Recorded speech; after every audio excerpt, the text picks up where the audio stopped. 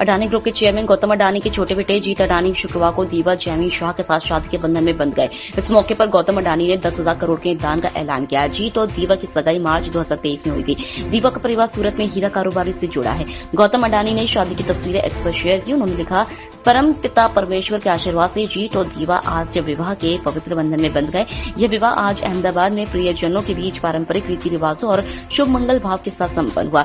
ये एक छोटा अत्यंत निजी समारोह था, इसलिए हम चाहकर भी सभी शुभचिंतकों को आमंत्रित नहीं कर सके, जिसके लिए मैं क्षमा प्रार्थी हूँ। मैं आप सभी से बेटी दीवा और जीत के लिए स्नेह और आशीष का हृदय से आकांक्षी हूँ। ब्राजील के साओ पाउलो में शुक्रवार को प्लेन क्रैश में 2 लोगों की मौत हो गई, 6 लोग घायल बताए जा रहे हैं। रॉयटर्स के मुताबिक हादसा स्थानीय समय के मुताबिक गुरुवार सुबह 7:20 पर हुआ।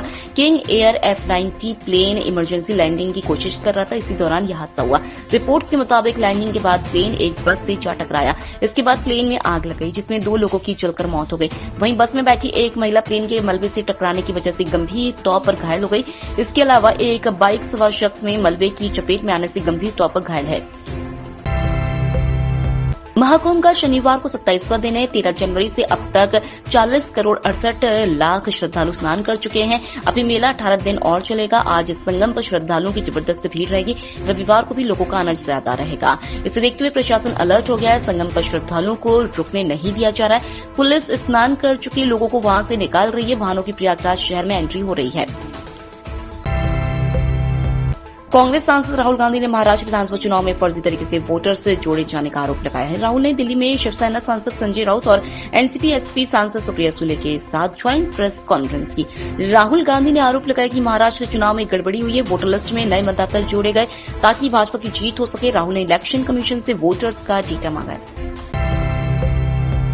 महाराष्ट्र में शिवसेना के कुछ सदस्यों के एकनाथ शिंदे की शिवसेना में शामिल होने की खबरों पर पूर्व मुख्यमंत्री उद्धव ठाकरे ने प्रतिक्रिया दी। उन्होंने शुक्रवार को कहा कि हम आपको दिखाएंगे कि असली शिवसेना कौन सी है। अगर आप हमें तोड़ने की कोशिश करेंगे तो हम आपका सिर फोड़ देंगे।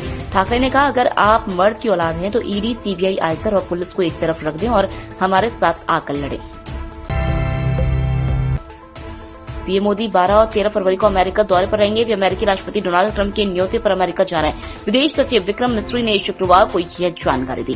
ट्रंप के दोबारा राष्ट्रपति बनने के बाद मोदी की यह पहली मुलाकात होगी। मोदी फ्रांस की यात्रा खत्म करने के बाद 12 फरवरी की शाम को वाशिंगटन डीसी पहुंचेंगे। वे 14 फरवरी तक रहेंगे। पीएम इस दौरान अमेरिकी बिजनेसमैन और भारतवंशी समुदाय से मुलाकात कर सकते हैं। देश के पहाड़ी राज्यों हिमाचल प्रदेश, जम्मू कश्मीर में बर्फबारी के चलते मैदानी इलाकों में ठंड बढ़ गई है। मध्य प्रदेश में 30 किलोमीटर प्रति घंटे की स्पीड से हवा चल रही है। इससे दिन और रात के पारे में 5 डिग्री तक की गिरावट हुई है। इंदौर, ग्वालियर, जबलपुर और उज्जैन ठंडे रहे। भोपाल में एक ही दिन में पारा 4.4 डिग्री लुढ़ककर 23.2 डिग्री पर आ गया। ये प्रदेश में सबसे कम तापमान रहा। केंद्रीय मंत्री ने शुक्रवार को नए इनकम टैक्स बिल को मंजूरी दे दी।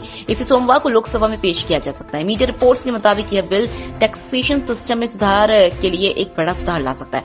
नए इनकम टैक्स बिल को अक्सर डायरेक्ट टैक्स के तौर पर देखा जाता है। इसका मोटिव मौजूदा टैक्स स्ट्रक्चर सिस्टम में सुधार लाना है, इसे और ज्यादा व्यवस्थित और ट्रांसपेरेंट बनाना है। Information and broadcasting minister Ashwini Vaishnaw ने इसकी जानकारी दी।